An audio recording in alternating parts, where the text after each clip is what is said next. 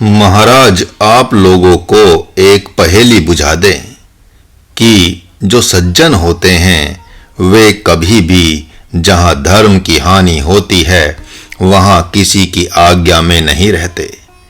एक भाई जो जज के पद पर था, उसके सामने उसका भाई जिसने किसी का वध कर दिया था बंदी बनाकर लाया गया। भाई ने उसे फांसी की सजा सुना दी। पिता ने कहा कि यह क्या कर रहे हो बेटे, इसको तो निर्दोष करना तुम्हारे हाथ में है। पुत्र ने कहा कि इस समय न मैं आपका पुत्र हूं न इसका भाई हूं, मैं एकमात्र न्यायाधीश हूं। पिता ने कहा कि मैंने तुम्हें पढ़ा लिखा कर क्या इसीलिए न्यायाधीश बनाया। पुत्र ने कहा कि क्या आपने चोरी करने के लिए निर्दोष को दोषी, दोषी को निर्दोष सिद्ध करने के लिए जज बनाया? नहीं नहीं नहीं, आपने जज नहीं बनाया। यदि आपके हाथ में जज बनाना रहता तो आप इस हत्यारे भाई को राष्ट्रपति बना दिए होते। यदि यह बात सही है कि आपने मुझे जज बनाया, तब तो यह बात भी सही है कि आपने ही इस छोटे भाई को हत्यारा बनाया है। और यदि यह सही है तो आज आप भी इसी फांसी की सजा के अधिकारी हैं। इसलिए मैं आपके क्षुद्र आदर्श को अस्वीकार करता हूं। कोई भी संपूर्णता से जीव के अधिकार में नहीं रह सकता। ऐसा कोई नहीं होगा जो माता पिता भाई बांधवों को झिड़का न हो, क्योंकि वह मूल में तो ब्रह्म का ही अंश है। जिसमें ब्रह्म तत्व है वह अहर्निश जीवत्व को स्वीकार नहीं कर सकता। इसलिए पहले मंत्र को ही भगवान कुछ अंशों में दूसरे मंत्र में भली भांति सिद्ध कर रहे हैं। यम संन्यासमिति प्राहुर्योगम।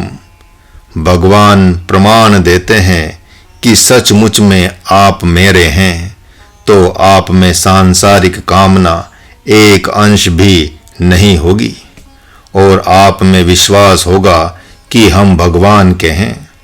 इसलिए आपकी आवश्यकताओं की चिंता भगवान को स्वयं करनी होगी और इस विश्वास के कारण से ही आप योगी एवं सन्यासी हैं। चाहे आपने अपने मन से भौतिक विषय वस्तुओं की चाहना की या माता पिता बाल बच्चे एवं कुल गुरु पुरोहितों की चाहना से चाहना की, बात बराबर है। चाहना तो चाहना ही है। हीरालाल पटेल जो अंबा चंदन इंदौर के हैं से पूछा कि अब तो किसी बात का अभाव नहीं है, बाल बच्चे हर बात से बहुत सुखी हैं, फिर आप घर परिवार एवं व्यवहार से संन्यास क्यों नहीं ले लेते? अब सदा सर्वदा भगवान के लिए क्यों नहीं जीते? उनके पास उत्तर तो नहीं था, लेकिन तो भी हंसते हुए बहाना बनाने की सोची और कहा कि मां के चलते मैं संन्यास नहीं ले रहा हूं। महाराज ने कहा कि झूठ क्यों बोलते हो? आपकी मां देखेगी कि यह तो महाराज जी की आज्ञा अनुसार संन्यास ले लिया तो अति प्रसन्न हो जाएगी। वह सामान्य माताओं की गिनती में नहीं है। इसलिए महाराज ने कहा, आप भगवत भक्तों की गिनती में नहीं आएंगे। मानो भगवान कह रहे हैं कि जिसके पास संकल्प है वही तो संकल्प को त्याग कर संन्यास ले सकता है। जिसके पास बाहरी संकल्प है ही नहीं, उसके लिए संकल्प त्याग की बात नहीं की जाएगी, बल्कि संकल्पों के शमन की बात की जाएगी। फिर प्रश्न आता है कि संकल्प है क्या? इसका उत्तर है कि पुत्र, धन तथा मान सम्मान ही संकल्प है। जिसको प्रभु ने तीनों दे दिया है तो फिर वह भक्त कामना वाला क्यों हो रहा है? उन्हीं के लिए क्यों जी रहा है? क्योंकि पुत्र, पत्नी, धन को न चाहने पर भी तो वे आपके ही हैं, क्योंकि जब आप भगवान के हो जाते हैं तो क्या वे आपको अपना मानना छोड़ देते हैं? वे तो आपके ही रहेंगे, दूसरे के तो नहीं हो जाएंगे। यह भी एक पहेली ही है कि जब आप भगवान के हो जाते हैं तो बाल बच्चे न चाहते हुए भी मन से आपको बहुत निकट आ जाते हैं। समुद्र कहता है कि मैं भगवान का हूं, तो न चाहती हुई भी नदियां उसी की तरफ दौड़ती हुई जाती हैं। यही बात इस स्वजन रूप संकल्पों की है। आप जैसे ही भगवान के होते हैं वे न चाहते हुए भी आपका ही अनुगमन करने लग जाते हैं। अतः ऐसा जानकर वह भगवत भक्त साधक इन सब से उदासीन होकर भगवान में ही आसीन हो जाता है। इस मंत्र के द्वारा युद्ध भूमि में भगवान क्या कहना चाहते हैं, इसे भी देखते चलें। हे पार्थ, तुम संन्यास एवं योग में भी भेद समझ रहे हो, जबकि ये दो नहीं हैं। संसार से वियोग होते ही ब्रह्म जिज्ञासु का भ्रम से योग हो ही जाता है। तुम जहां विदुर के विषय में सोच रहे हो कि उन्होंने संन्यास लिया तो माधव ने कुछ नहीं कहा, तो यह तुम गलत सोच रहे हो, क्योंकि तुम विदुर के पद पर नहीं हो और न ही विदुर तुम्हारे पद पर थे। वे एकमात्र महाराज धृतराष्ट्र के मंत्री पद पर थे। यदि वे आज भी मंत्री पद पर ही रहते तो तुम यह नहीं कहते कि वे युद्ध में क्यों नहीं आए। अरे, वे मंत्री पद पर रहें चाहे संन्यास लेकर वन प्रदेश को चले जाएं, उनके व्यवहार से तो तुम्हें कुछ लेना देना नहीं है। तुम यह मत भूलो कि जैसे आज तुम्हें मैं युद्ध करने की आज्ञा दे रहा हूं, वैसे ही उन्हें मैंने ही मंत्री पद को त्याग कर संन्यास लेने की आज्ञा दी है। वे तो एक ऐसे महापुरुष हैं जिन्होंने मेरी आज्ञा के बिना एक श्वास भी नहीं ली है। उसी प्रकार महर्षि व्यास का संन्यास मनमाना नहीं था, बल्कि मेरी प्रेरणा से ही था। इसलिए जैसे उन लोगों ने सहर्ष मेरी आज्ञा पालन की, वैसे ही तुम भी प्रेम पूर्वक मेरी आज्ञा का पालन करो। अब साधकों की भूमि में लौट आवें। जो इच्छाओं का त्यागी नहीं है वह सन्यासी एवं योगी नहीं हो सकता। इस न्याय से पुत्र एवं धन की कामना करनी ही नहीं चाहिए। भगवान ऐसा नहीं कहते। वे कहते हैं कुछ ब्रह्म जिज्ञासु तो ब्रह्मचर्य आश्रम से ही संन्यास आश्रम में प्रवेश कर जाते हैं और कुछ पुत्र की कामना से गृहस्थ आश्रम में प्रवेश कर जाते हैं। पुत्र की कामना तो राज ऋषियों ने भी की है। राज ऋषि अज, दिलीप, रघु, हरिश्चंद्र आदि इसके उदाहरण हैं। किंतु जब इनकी पुत्र प्राप्ति रूप कामना पूरी हो जाती है तो फिर ये संपूर्णता से भगवान की कामना वाले होकर संन्यास लेकर वन प्रदेश को चले जाते हैं। उन्होंने पुत्र को भगवान के लिए चाहा है, न कि अपने लिए। उनके लिए प्रजा भगवान का अंग है। उसी की सेवा शुश्रूषा के लिए सकाम जप तप योग के माध्यम से भगवत भक्त पुत्र जन मानकर उसे प्रजा की सेवा में नियुक्त कर संन्यास ले लेते हैं। अतः उनकी कामना को कामना नहीं कहा गया है, इसीलिए इन्हें सन्यासी और योगी भी कहा जाता है। राज ऋषि उपाधि से तो वे विभूषित हैं ही। महात्मा कबीर ने तो यहाँ तक कह दिया कि गृहस्थ आश्रमी भक्त भगवान से मांगे। वह अपने भगवान से कहे कि हे प्रभु, हमें इतना ही धन देना कि मैं सुग्रीव न बन जाऊं, उतना ही देना कि मैं रावण न बन जाऊं, ऐसा न वरदान देना कि मैं बाली बन जाऊं, बल्कि साईं इतना दीजिए जामे कुटुंब समाए, मैं भी भूखा न रहूं, साधु न भूखा जाए। यहाँ मैं भी भूखा न रहूं का तात्पर्य है बाल बच्चे एवं भाई बांधव भी भूखे न रहें। हे प्रभु, जब हमारे दरवाजे पर कोई दीन दुखी या अतिथि आ जाए तो मैं उसकी ही छवि में तुम्हें देखकर सेवा करूं। इस प्रकार ऐसी मांग को मांगना नहीं कहते। सुदामा की मांग, मां द्रौपदी की मांग तथा गज जैसे भक्तों की मांग को मांगना नहीं कहते। इसीलिए इस मंत्र के द्वारा भगवान का सिद्धांत देखते बनता है। सारे लोग कहते हैं कि जिस दिन भगवान की कामना हो जाए उसी दिन संन्यास ले लेना चाहिए, लेकिन भगवान इस बात से सहमत नहीं है। वे कहते हैं मोक्ष की चाहना वाले को सर्वप्रथम निष्काम कर्म करना ही चाहिए, क्योंकि कर्म का शोधन तो कर्म से ही होता है। जिस प्रकार गंदे बर्तन की सफाई के लिए केवल जल ही की आवश्यकता नहीं पड़ती, बल्कि राख एवं मिट्टी की भी आवश्यकता पड़ती है। जैसे माताएं पहले जल मिश्रित राख एवं मिट्टी से बर्तन की सूखी हुई गंदगी को घुला देती हैं, उसके उपरांत केवल जल से उसकी सफाई हो जाती है। अथवा जैसे शरीर की मैल को साबुन सोडे से पहले घुला दिया जाता है, फिर जल से उन दोनों ही मैलों की सफाई कर दी जाती है। उसी प्रकार सकाम कर्म रूपी मैल को निष्काम कर्म रूपी मैल से पहले घुला अर्थात फुला देना चाहिए। उसके उपरांत योगारूढ़स्य तस्य शमः कारण मुच्यते।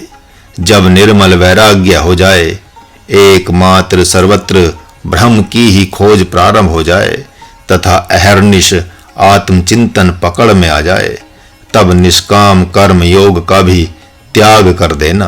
अतः जब तक आप्त कामता नहीं आ जाती, तब तक निष्कामता से कर्म करना है। निष्कामता का तात्पर्य है आप्त काम होने की चाहना करना। जो कभी सकाम हुआ ही नहीं, उस ब्रह्म की ही चाहना करना। इस प्रकार मोक्ष की चाहना ही निष्कामता है। कोई कहता है कि भगवान की चाहना भी तो चाहना ही है, इसलिए मैं तो भगवान को ही नहीं चाहता। ऐसे लोगों के लिए महाराज कहता है कि उनकी बुद्धि सठिया गई है। अरे, ब्रह्म को चाहने के लिए ही तो जगत से निष्काम होना है। क्या गंगा जी नदी हैं? क्या हनुमान जी बंदर हैं? उसी प्रकार क्या ब्रह्म की मांग सकामता है? इसलिए जब ब्रह्म ही की आप आशा बन जाती है, वही आपकी आत्मा बन जाता है, तो वह स्वयं आपको बताता है कि आपको क्या चाहिए। भक्त प्रहलाद के पास भगवान आए और कहा कि वरदान मांगो। तब उन्होंने प्रभु से ब्रह्म ज्ञान मांगा। भगवान ने कहा, आप अभी से ब्रह्म चिंतन में बैठ जाओ। वे उसी समय ब्रह्म चिंतन में बैठ गए।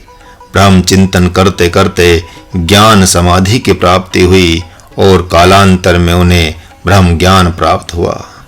उनका भगवान उनके लिए ब्रह्म ज्ञान बन गया। भगवान के पास तो आप जो कुछ भी चाहते हैं वह वही रूप बन जाता है। आप ध्यान में होना चाहते हैं तो ध्यान में हो जाता है, ज्ञान में होना चाहते हैं तो ज्ञान में हो जाता है। आप उससे वेद चाहते हैं तो वह वेद में हो जाता है, अर्थात उसके आने के बाद आप उससे जिस रूप में होने को कहेंगे वह वही रूप बन जाएगा। मनु एवं शतरूपा ने उससे उसी के जैसा पुत्र मांगा तो वह पुत्र ही बन गया। इस प्रकार भगवान की आशा से कर्म करना ही आशा रहित होकर कर्म करना कहा जाता है। अपने स्वरूप में स्थित होना और भगवान की आशा से कर्म करना अर्थात भगवान की आज्ञा से कर्म करना दोनों बात बराबर है। एक कहता है कि बाल्टी तो आधी भरी है और दूसरा कहता है कि बाल्टी आधी खाली है। ये दोनों एक ही बात कह रहे हैं। वैसे ही भगवान को प्राप्त करने के लिए कर्म करेंगे तो सर्वप्रथम अपने स्वरूप का ही बोध होगा, और अपने स्वरूप की प्राप्ति के लिए कर्म करेंगे तो भगवान का पहले बोध हो जाएगा। जिसे बोध होता है वह तो एक ही है, दो नहीं। अतः ऐसी निष्कामता न हो जिसमें कि भगवान अथवा अपने स्वरूप की मांग ही न हो। महाराज ने शरद नामक साधक से पूछा कि आप जप तप योग आदि साधन क्यों करते हैं? उन्होंने कहा कि मैं जो कुछ भी करता हूँ वह भगवान को समर्पित कर देता हूँ। उसके बदले में जो कुछ मुझे चाहिए वे भगवान दे देंगे। महाराज ने हंसते हुए कहा, ये तो आप कैकेयी जैसी बात कर रहे हैं। उसके धरोहर रखे वरदानों के द्वारा श्री राम जी का वनवास ही मांग लिया। वैसे ही घोर संकट पड़ने पर आप भी भगवान से धरोहर में रखे हुए जप तप योग के द्वारा संकट से मुक्ति मांग लेंगे। इसलिए निष्काम कर्म को समर्पण करते समय यह कह देना कि प्रभु, यह जप तप योग आपको समर्पित करता हूँ। जब आप प्रसन्न होना तो इसके बदले में अपने को ही दे देना। जब भगवान कह रहे हैं कि कर्म फल का त्याग करके कर्म करो, तो इससे सिद्ध होता है कि निष्काम कर्म करते ही उसका फल प्रकट होता है। महाराज ने इसका अनुभव किया है।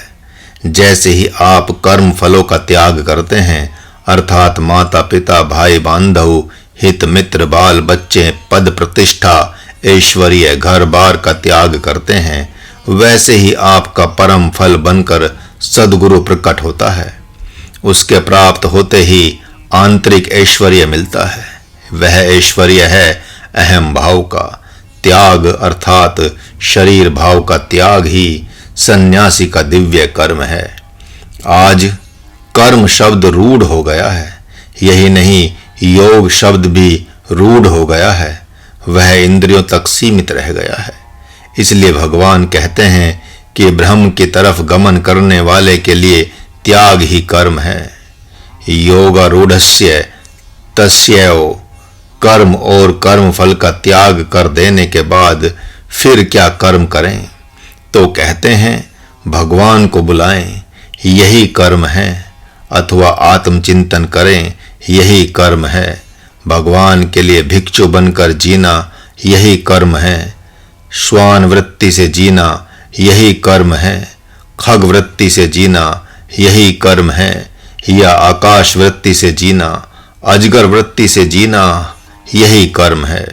सद्गुरु आश्रम में रहते हैं आप, तो सत्यकाम जैसा जीना, आरुणि जैसा जीना, लक्ष्मण जैसा जीना यही कर्म है। गृहस्थ आश्रम में हैं तो आत्मज्ञान होने के पूर्व महात्मा भरत जैसा जीना, शत्रुघ्न जैसा जीना, माँ कौशल्या सुमित्रा जैसा जीना यही कर्म है। इस मंत्र के द्वारा कर्म और कर्म फल को त्यागने की बात की गई है, कर्म करने की और भोगने की नहीं। इस प्रकार मन से त्याग किए जाने वाले कर्म को त्याग कर गुरु की आज्ञा अनुसार कर्म करना ही योग है। अब बात बहुत स्पष्ट हो गई है कि सन्यासी वही है जिसने त्याग किया है। इस प्रकार संपूर्ण वृत्तियों को त्यागते त्यागते शरीर को ही त्याग दिया। सर्वप्रथम तो शरीर, मन, बुद्धि और अहंकार के माध्यम से त्याग किया, और जब बाहर का त्याग हो गया तो शरीर को ही त्याग दिया, अर्थात देहासक्ति से संपूर्णता से अनासक्त हो गया। अब एक तरफ आप होते हैं और दूसरी तरफ फल रूप से यह शरीर होता है। पशु पक्षी कीट पतंगों की गति को प्राप्त होते हुए मनुष्य योनि रूप फल मिला। मनुष्य योनि में भी तामस एवं राजस प्रकृति से घूमते घामते सात्विक प्रकृति प्राप्त हो गई। अब सात्विक प्रकृति से निष्काम कर्म करते करते गुरु योग के द्वारा यह विश्वास हो गया कि मैं आत्मा हूँ, तो शरीर भाव को ही छोड़ दिया, अर्थात मैं शरीर हूँ यह भाव ही नहीं छोड़ा, बल्कि इस शरीर को सद्गुरु को ही दे दिया। अब सद्गुरु की आज्ञा अनुसार कर्म हो रहा हो तो यह न मान लेना कि मैं कर्म का करता हूँ, बल्कि यह जान लेना कि सद्गुरु की आज्ञा ही कर्म कर रही है। इस प्रकार आप कहाँ कर्ता हुए, आप तो सन्यासी हो गए, आप तो योगी हो गए। ब्रह्म का और आपका निकट का संबंध हो गया। यही गुरु योग है। ध्यान योग, जप योग, तप योग, ज्ञान योग तथा अन्य भी सारे के सारे ढेर सारे योग हैं। और अंत में एक दिव्य योग है, गुरु योग। जिस दिन गुरु योग प्राप्त होता है उसी दिन राजयोग प्रकट होता है। राजयोग एक दिव्य फल है जिसे सद्गुरु शिष्य की श्रद्धा रूपी झोली में प्रेम पूर्वक डाल देता है। प्रथम अवस्था में कर्म फल का त्याग ही दिव्य कर्म है। दूसरी अवस्था में कर्म और कर्म फल इन दोनों को ही त्याग कर ब्रह्म चिंतन करना दिव्य कर्म है। अर्थात तृतीय चरण में अपने स्वरूप में स्थित होकर ब्रह्म चिंतन का त्याग ही दिव्य कर्म है। इस प्रकार त्याग करते करते चतुर्थ चरण में शरीर को त्याग देना ही दिव्य कर्म कहा जाता है। शरीर को त्याग देने का तात्पर्य है मैं शरीर हूँ, इस भाव के त्याग से है। क्योंकि आत्मा के द्वारा शरीर तो स्वभाव से ही त्यागा हुआ है। आत्मा के द्वारा शरीर कभी भी पकड़ा नहीं गया, इसलिए त्यागा भी कैसे जाएगा। अतः मात्र त्यागने और ग्रहण करने का भ्रम हो गया है। कोई कहता है कि त्यागने और ग्रहण करने का भ्रम तो आत्मा को ही है। नहीं नहीं, भ्रम किसको हुआ है इसका पता तो आत्मज्ञान होने के उपरांत ही चलता है, जिसका वर्णन नहीं किया जा सकता। इस प्रकार कर्म का फल भगवान नहीं है, बल्कि कर्म का फल है ऐश्वर्य, कर्म का फल है विभूति। वह कर्म चाहे प्राणायाम हो या ध्यान हो अथवा समाधि। भौतिक प्रकृतिवाद शरीर मन बुद्धि चित्त का संयम करने से प्रकृति के अंदर जो विभूतियां हैं, सिद्धियां हैं, वे ही फल रूप में प्रकट होती हैं। यदि कर्म से भगवान आने लगे तो फिर त्याग की महत्ता नहीं रह जाएगी। अतः शरीर एवं शरीर सहित मन बुद्धि चित्त पर संयम करने से प्राप्त हुई सिद्धियों से अनासक्त होने पर एक दिव्य सिद्धि मिलती है, निज स्वरूप की प्राप्ति अर्थात आत्मानुभूति। एक बार पुनः इसे सूत्र में देखें। सर्वप्रथम बाह्य त्याग प्लस देहासक्ति का त्याग प्लस गुरु आज्ञा अनुसार कर्म का संपादन बराबर चित्त शुद्धि का होना प्लस आंतरिक सिद्धि की प्राप्ति प्लस उन सिद्धियों का त्याग बराबर आत्म स्वरूप की प्राप्ति अर्थात ब्रह्म फल की प्राप्ति। क्रम अनुसार ऐसा ही समझना चाहिए।